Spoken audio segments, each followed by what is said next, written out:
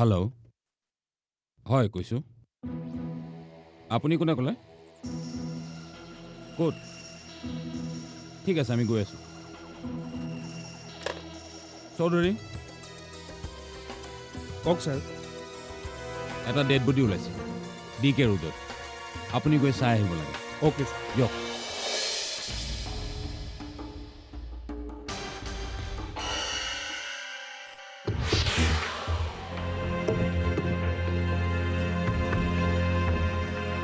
Saikia, sir dead বডিটো পোষ্টমৰ্টমৰ বাবে পঠোৱাৰ ব্যৱস্থা কৰক আৰু ঠাইডোখৰ ভালকৈ তালাচী কৰক। কিবা ক্লু পায় নেকি? Okay sir. চহৰ নিলগত মূল ঘাইপথৰ কাষত হঠাৎ ওলাল এটা ডেড বডি, এগৰাকী মহিলাৰ ডেড বডি। পুলিচ ঘটনাস্থলীত উপস্থিত হয় আৰু ডেড বডিটো পষ্টমৰ্টেমৰ বাবে পঠিয়াই দিয়ে। ঘটনাস্থলীত পুলিচে কোনো ধৰণৰ তথ্য বিচাৰি নাপায়। কিছুদিন পাছত খা খবৰ লোৱাৰ পাছত পুলিচে গম পালে যে মহিলাগৰাকী স্থানীয় এজন ব্যৱসায়ী প্ৰবীণ ৰাজখোৱাৰ পত্নী। আৰু পষ্টমৰ্টেম ৰিপৰ্টত এই কথা স্পষ্টৰূপে ওলাই পৰিছিল যে মানুহগৰাকীক ডিঙিত চেপি হত্যা কৰা হৈছিল। এই ঘটনাৰ সন্দৰ্ভত সোধপোছ কৰিবলৈ পুলিচ প্ৰবীণ ৰাজখোৱাৰ ঘৰলৈ গ'ল। আচ্ছা, আপুনি আপোনাৰ পত্নী তৰালী ৰাজখোৱাৰ হত্যা সন্দৰ্ভত কাৰোবাক সন্দেহ কৰে নেকি? কাকনো সন্দেহ কৰিম? আচলতে তাই একেবাৰে চিম্পুল হাউচৱাইফ আছিল। ছ'চিয়েলি তাইৰ লগত কাৰো ইমান টাচ আপ নাছিল। আৰু মোৰো কোনো প্ৰফেশ্যনেল এনিমি নাই। আচলতে মইতো ভাবিয়ে পোৱা নাই কোনে এই হত্যা কৰিলে। কোনোবাতো নিশ্চয় শত্ৰু আছে যিয়ে তেওঁক হত্যা কৰিছে। তেওঁৰ নিশ্চয় কোনোবা গোপন শত্ৰু আছে। হয়, আপুনিতো কামৰ সংক্ৰান্তত প্ৰায় বাহিৰত থাকে। আপোনাৰ পত্নী ইয়াত কাৰ লগত থাকে? মানে আপোনাৰ কোনোবা ফেমিলি মেম্বাৰ ইয়াত থাকে নেকি? নাই নাই নাই নাথাকে। আমি দুয়োটা অকলে থাকিছিলোঁ। আমাৰ আচলতে কোনো সতি সন্ততিও নাই। আচলতে মোৰ মা দেউতা ঢুকুৱা আজি 5 বছৰমানেই হ'ল। ভাইটি এটা আছে, সি ডুবাইত থাকে। তৰালী এজনী বান্ধৱী আছে, তাইৰ লগত অলপ অহা যোৱা আছিল। আৰু এজন পাৰ্চনেল ড্ৰাইভাৰ মৃদুল, সিয়ে অলৈতলৈ লৈ গৈছিল। I C. বাৰু এই বান্ধৱীগৰাকীৰ নাম কি? ৰঞ্জনা, চানমাৰীত থাকে। কি বুলি ক'লে? ৰঞ্জনা চৌধুৰী। আচ্ছা, এই ৰঞ্জনা আৰু মৃদুলৰ কণ্টেক্ট নম্বৰটো দিব পাৰিব হয় হয়। কাইণ্ডলি।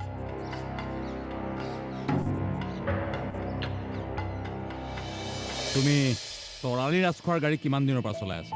ছাৰ 1.5 বছৰমান হ'ল। আচলতে ছাৰ মই তৰালী মেডামৰ ফ্ৰেণ্ড ৰঞ্জনা মেডামৰ গাড়ীহে চলাইছিলোঁ। কিন্তু তেওঁ এদিন ক'লে যে তেওঁৰ ফ্ৰেণ্ড তৰালী মেডামক গাড়ী চলোৱা শিকাই দিব লাগে 10-12 দিনৰ কাৰণে। ছাৰ তেওঁ শিকিলেও মোৰ কাম ভাল পাই তেওঁ মোক ৰাখি থ'লে। তুমি সদায় তেওঁৰ তালৈ গৈছিলা? নাই ছাৰ, সপ্তাহত এদিন বা 2 দিন। মেডাম ক'ৰবাত বাহিৰত যাবলগীয়া হ'লেহে মোক লৈ যায়। যিদিনা মেডামক হত্যা কৰা হ'ল সেইদিনা তুমি ক'ত আছিলা? ছাৰ মই 10 দিনমানৰ কাৰণে ছুটি লৈছিলোঁ। ছাৰ অহা মাহত মোৰ বিয়া, সেয়ে অলপ আয়োজন কৰিবলগীয়া আছিলে। খবৰটো পাই বেয়া লাগিছে ছাৰ। মেডাম খুব ভাল মানুহ আছিল। ঠিক আছে, তুমি এতিয়া যোৱা। কিন্তু এইকেইদিন চহৰৰ পৰা বাহিৰলৈ নাযাবা। অন্ততঃ যেতিয়ালৈকে আমি হত্যাকাৰীক বিচাৰি উলিয়াব নোৱাৰোঁ। প্ৰয়োজন হ'লে আমি তোমাক আকৌ মাতিম। ঠিক আছে ছাৰ, যোৱা। আহিছোঁ।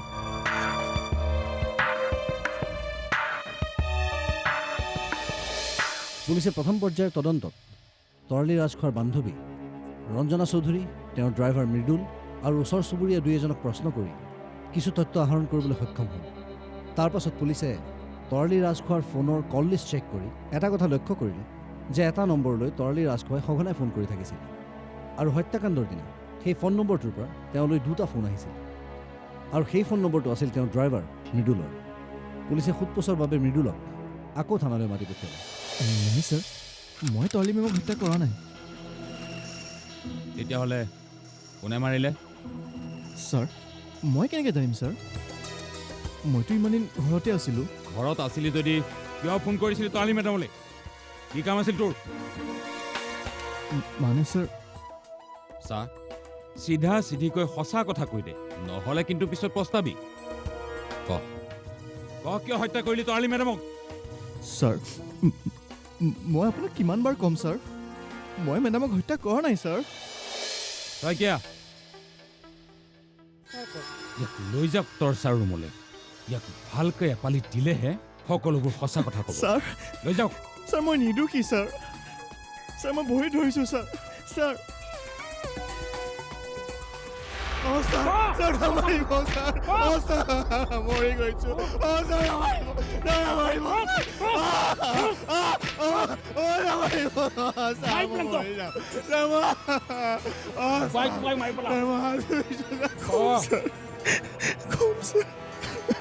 মই মৰি যাম কম ছাৰ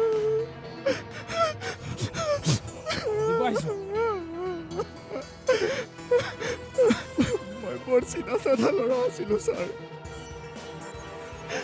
বেয়া কথা একো বুজি পোৱা নাছিলোঁ ছাৰ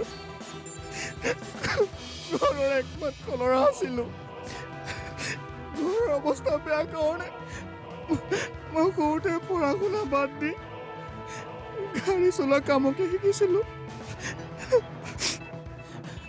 মই যাৰ তাতে গাড়ী চলাইছিলোঁ সকলোৱে মোক বহুত মৰম কৰিছিল আৰু বিশ্বাস কৰিছিল ময়ো কাৰো বিশ্বাস কেতিয়াও ভঙা নাছিলোঁ ৰঞ্জনা মেডামৰ ঘৰত মই 3 বছৰে কাম কৰিছিলোঁ আৰু এদিন তেওঁ মোক গাড়ী চলাও শিকাবলৈ তৰালি মেডামৰ ঘৰলৈ পঠাইছিলে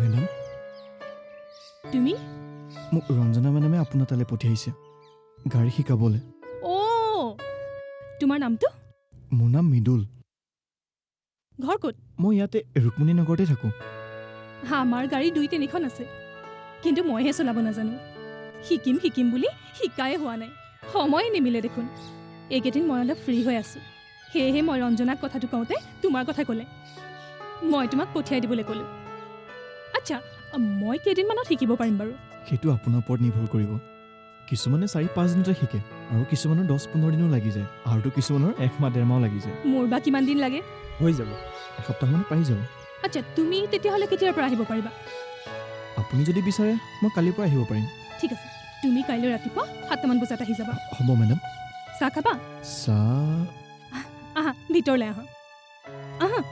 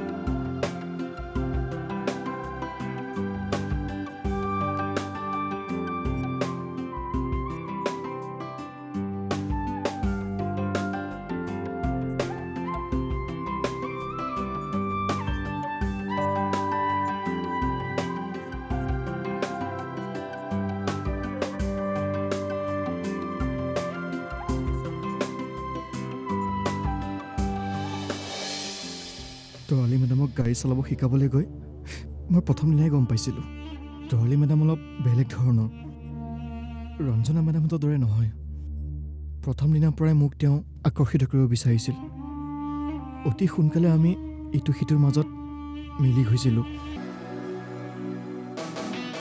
মোৰ কামটো এতিয়া আৰু কোনো কথা নহয় অকল মৰম আপুনি আজি কামলৈ যোৱা নাই নেকি নাই যোৱা তোমাক দেখা দিনৰ পৰাই কাম চাম কৰিব মন নোহোৱা হৈছে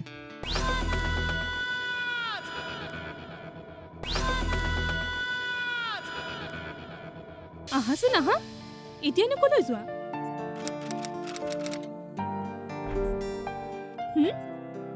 মেডাম মোৰ জৰুৰী কাম এটা আছিলে আকৌ মেডাম মই তোমাক কিমানবাৰ কৈছোঁ আমি অকলে থাকিলে তুমি মোক তৰালি বুলি মাতিবা অঁ মই পাহৰিছিলোঁ এনেকৈ পাহৰিলে কেনেকৈ হ'ব মোৰ শুন কেতিয়াবা দেখোন মোৰ মৰমবোৰো তুমি পাহৰি যাম কিয় পাহৰিম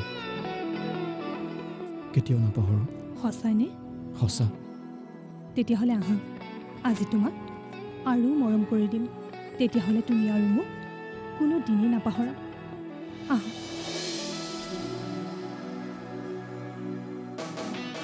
মোৰ কামটো এতিয়া আৰু কোনো কথা নহয় অকল মৰম কি হ'ল মৃদুল আজিকালিতো আমাক লগ নধৰাই হ'লেই কামত খুব বিজি নেকি আজিকালি মৃদুলৰ কথাই বেলেগ ড্ৰাইভিং টিচাৰ বুজিছ তাতে আকৌ মেডামৰ পাৰ্চনেল টিচাৰ ইফালে মেডামক ড্ৰাইভিং শিকোৱা পইচাও লৈ আছে ইফালে মজাও লুটি আছে মানে এক গুলিত দুই চিকাৰ অঁ সঁচাই কামটো কৰি সঁচাই মজা লাগিছে কামৰ মাজতো ফূৰ্তি কামৰ পিছতো ফূৰ্তি এনেকুৱা কাম জীৱনভৰ কৰি থাকিলেও আমনি নালাগে বুজিছ ল ভালদৰে মজা লুটি ল চাবি আকৌ বেছি মজা লুটিবলৈ গৈ কেতিয়াবা ফচি যাবি নাই নাই তেনেকুৱা একো চিন্তা নাই ছাৰ বেছিভাগ কামত বাহিৰতে থাকে মেডামে মোক বহুত মৰম কৰে যি কৰি আছোঁ মেডামৰ ইচ্ছামতেই কৰি আছোঁ মইতো একো জবৰদস্তি কৰা নাই মেডামৰ মৰমত দেখা নাই দিনক দিনে কি ধুনীয়া হৈ গৈ আছে তথাপিতো মৃদুল এইবোৰ ডাঙৰ মানুহ কেতিয়া কি ৰূপ লয় ক'ব নোৱাৰি তই মেডামৰ মৰমত বেছি উৰি নাযাবি অলপ সাৱধানে চলিবি তই এনেই চিন্তা কৰিছ মোৰ একো নহয় মই বন্ধু হিচাপে তোৰ ভালটো চিন্তা কৰি কথাটো ক'লোঁ বাকী তোৰ কথা মোৰ মতে এতিয়া তই সেই মাইকী মানুহজনীৰ লগত সম্পৰ্ক এৰি এজনী ভাল ছোৱালী চাই বিয়া পাতি ল তাতেই তোৰ মংগল ইয়াক আকৌ কি মংগল কৰিবলৈ কৈছ ইয়াৰচোন দিনে ৰাতিয়ে মংগল হৈ আছে নে কি ক মৃদুল তই ঠিক কথাটোই কৈছ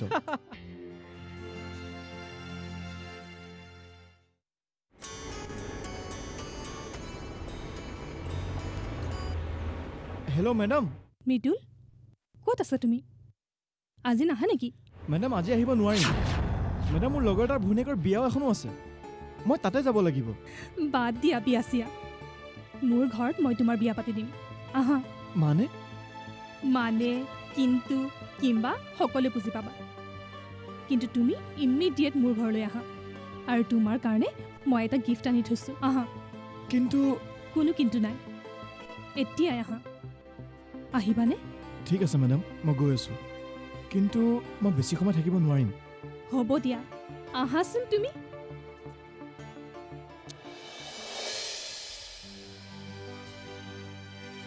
তেতিয়াহ'লে মই গৈ থাকোঁ নেকি বিয়াখনলৈ যাব লাগিব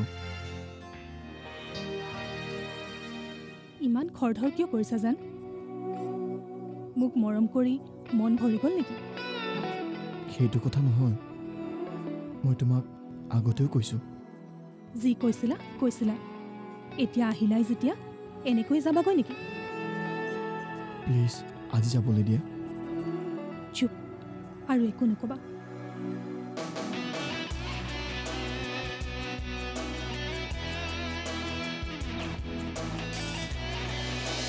এনেকৈ পাৰ হৈ গৈছিল সিহঁতৰ দিনবোৰ মৃদুলে তৰালীৰ সংগ উপভোগ কৰিছিল যদিও মাজে মাজে সি অলপ আমনি পাইছিল তাতে আকৌ তাৰ লগৰবোৰে তাক পৰামৰ্শ দিছিল ইয়াৰ পৰা আঁতৰি থাকিবলৈ এই সম্পৰ্কটোক লৈ সি বৰ দুধুৰ অৱস্থাত আছিল তেনেতে মৃদুলৰ ঘৰৰ পৰা তাৰ বিয়াৰ কথা ওলাল ঘৰখন ভাল আমি ভাবিছোঁ অহা সপ্তাহত গৈ আমি ছোৱালীজনী আৰু লগতে ঘৰখনো এবাৰ চাই আহোঁ আমি ভাবিছোঁ এই বছৰ তোৰ বিয়াখন পাতি দিম দেউতাৰো গা মোৰ ভাল হৈ নাথাকে মোৰো দেহা লাহে লাহে পৰি আহিছে তোৰ কিবা আপত্তি আছে নেকি নাই নাই একো আপত্তি নাই তহঁতে যি ভাল দেখ সেইটোৱে কৰ তেতিয়াহ'লে অহা দেওবাৰে সিহঁতৰ ঘৰলৈ যাওঁ বুলি আমি কৈ দিওঁ তই আকৌ ক'ৰবাত লেঠা লগাই নথবি দেওবাৰে যাবই লাগিব হ'ব দে যাম হ'ব দিয়ক সেইটোৱে হ'ব তামোল খাওঁ অঁ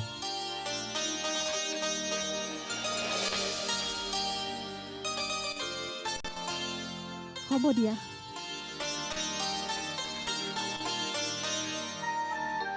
মাজনী ৰচোন আমি ছোৱালীও চালোঁ ঘৰখনো চিনিলোঁ আমাৰ ফালৰ পৰা একো আপত্তি নাই ছোৱালী আমাৰ পচন্দ হৈছে আপোনালোকৰ কিবা ক'বলগীয়া আছে নেকি ল'ৰা ছোৱালী দুয়োটাই চোৱা মেলা কৰিলেই দুয়োটাৰে চাগে পচন্দ হ'লেই তেনেহ'লে শুভ দিনবাৰ এটা চাই বিয়া তাৰিখটো ঠিক কৰাই ভাল হ'ব নেকি নে কি কয় হয় শুভস্যই শীঘ্ৰম শুভ কামত দেৰি নকৰাই ভাল নে কি কয় তেনেহ'লে আমি অতি সোনকালে বিয়য় হ'ম আৰু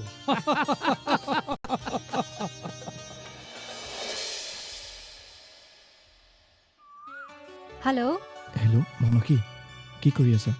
মই এনে আছোঁ। আপুনি আজি কামলৈ যোৱা নাই নেকি? নাই যোৱা। তোমাক দেখা দিনৰ পৰাই কাম চাম কৰিব মন নোহোৱা হৈছে। অকল তোমাক চাই থাকিবই মন যায়। ধেত, আপুনি বৰ নিলাজ দেই। এতিয়া লাজ কৰি কি হ'ব? দুদিন পিছত তুমি মোৰ ঘৈণী হ'বাই। হ'বানে নোহোৱা? কিয় নহ'ম বাৰু? সকলোৱে দেখোন আমাৰ বিয়া ঠিক কৰিলেই। আমাৰ বিয়াখন কেতিয়া হ'ব? কিবা দিনবোৰ নোযোৱা যেন লাগিছে। অলপ ধৈৰ্য ধৰকচোন। ইমান অধৈৰ্য হ'লে কেনেকে হ'ব? এতিয়া ৰাখিছোঁ দেই। মায়ে মাতিছে, পিছত কথা পাতিম। বাই। বাই।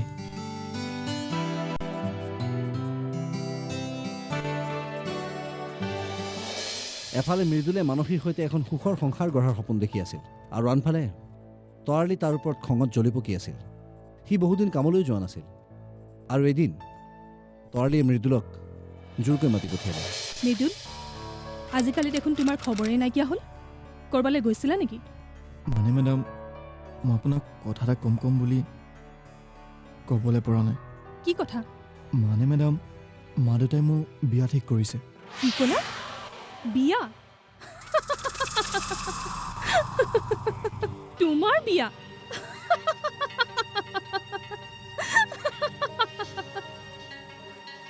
ছোৱালী ক'ত মৃদুল?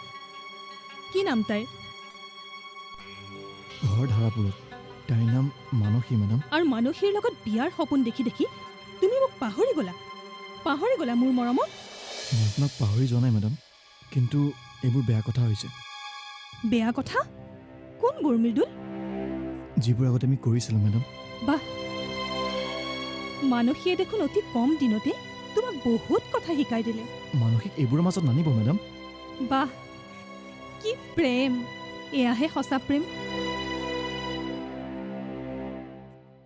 তুমি যদি মোকো এনেকৈ সঁচাকৈ প্ৰেম কৰিলাহেঁতেন। প্লিজ মেডাম, মোক এৰি দিয়ক। আপোনাৰ লগত এইবোৰ আৰু মই নকৰোঁ। তেনেহ'লে কাৰ লগত কৰিবা? মানসীৰ লগত? ঠিক আছে, আজিৰ পৰা তোমাক আৰু মই কেতিয়াও ডিষ্টাৰ্ব নকৰোঁ। আজি লাষ্ট। মোক যাবলৈ দিয়ক মেডাম। আজিৰ পৰা আপোনাৰ ওচৰলৈ কেতিয়াও নাহোঁ। তুমি আহিবই লাগিব মৃদুল। তুমি মানসীকে বিয়া কৰোৱা বা আন কাৰোবাকে বিয়া কৰোৱা, মোৰ কোনো আপত্তি নাই, কিন্তু তুমি মোৰ ওচৰলৈ আহিবই লাগিব। আৰু যদি নাহোঁ?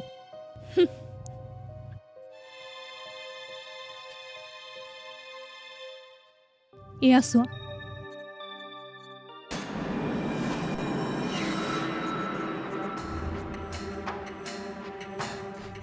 এনেকুৱা বহুত ভিডিঅ' মোৰ ওচৰত আছে।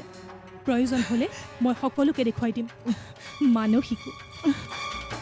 তোমাক মই মোক এৰি যাবলৈ নিদিওঁ। তুমি মোক এৰিব নোৱাৰিবা মৃদুল, কেতিয়াও নোৱাৰিবা।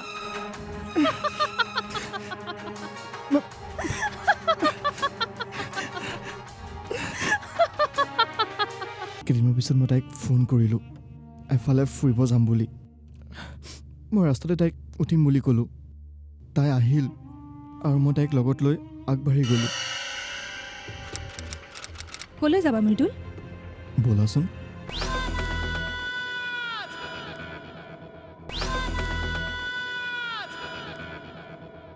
এইবোৰ জেঙত নভচিবি, পিছত প্ৰব্লেম হ'ব। এতিয়া পাইছ মজা? আৰে বাই, ভুল হৈ গ'ল। ফচি গ'লোঁ মই তাইৰ প্ৰেমত। মানুহৰতো ভুল হয়। এতিয়া তই কি কৰিম বুলি ভাবিছ? চা, তাইক মই বহুত ভালদৰে বুজালোঁ, তাই নুবুজে। মই ক'লোঁ ঘৰৰ পৰা মোৰ ছোৱালী ঠিক কৰিছে, মই বিয়া পাতিব লাগিব। তথাপি তাই নুবুজে। মই কৈছোঁ যে এতিয়া আমি এই সম্পৰ্ক ৰাখিব নোৱাৰোঁ। তাই কি ক'লে? তাই নামানে। তাই কৈছে মই বেলেগ ছোৱালী বিয়া পতাত তাইৰ কোনো আপত্তি নাই, কিন্তু মই তাইক এৰিব নোৱাৰোঁ। মই তাইৰ তালৈ আহি থাকিবই লাগিব। তই কি ক'লি? মই কিবা কোৱাৰ আগতেই যিটো বস্তু দেখুৱালে মোৰ মাথাই কাম নকৰা হৈছে। কি বস্তু? আমাৰ লগত যিবোৰ ঘটনা ঘটিছে তাই সকলোবোৰ ভিডিঅ' কৰি থৈছে, আৰু তাই কৈছে যদি মই তাইৰ ওচৰলৈ নাহোঁ সেই ভিডিঅ' তাই সকলোকে দেখাব, আনকি মানসীকো দেখুৱাব।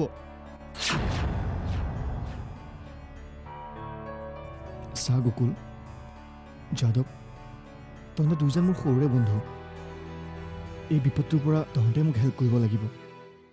প্লিজ হেল্প কৰিবি ন? কিন্তু তাইক কোনো পধ্যেই নামানে। আৰু মোৰ গোটেই ভিডিঅ' তাইৰ হাতত আছে। তাইৰ কবলৰ পৰা মুক্তি পাবলৈ এটাই ৰাস্তা আছে। কি কি শুন, গকুল আৰু যাদৱৰ লগ লাগি মই এটা প্লেন কৰিলোঁ আৰু কেইদিনমানৰ পিছত মই তাইক ফোন কৰিলোঁ এফালে ফুৰিব যাম বুলি। মই ৰাস্তাতে তাইক উঠিম বুলি ক'লোঁ। তাই আহিল আৰু মই তাইক লগত লৈ আগবাঢ়ি গ'লোঁ। ক'লৈ যাবা মৃদুল? ব'লাচোন, গৈ পেলাই গম পাবা। বিৰাট ধুনীয়া ঠাই।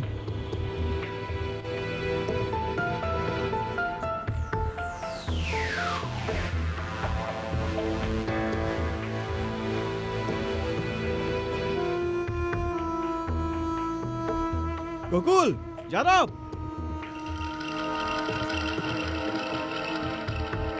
আৰে মৃদুল, ইয়াত কি কৰিছ? ক'ত যাওঁ তহঁতে? আমি সোণাপুৰলৈ যাম।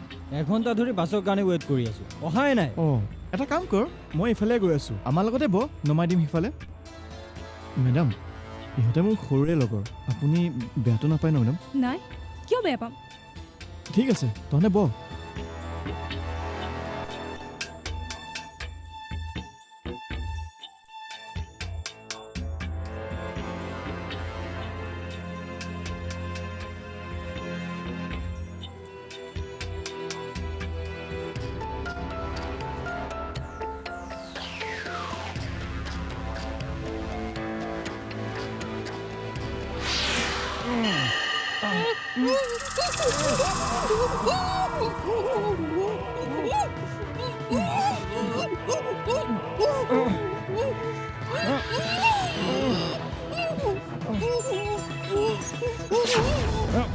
তাৰপিছত আমি তিনিটাই মিলি তাইক মাৰি পেলালোঁ আৰু তাইৰ গাড়ীখন গকুলৰ খুৰাকৰ গাঁৱত লুকুৱাই থৈছোগৈ।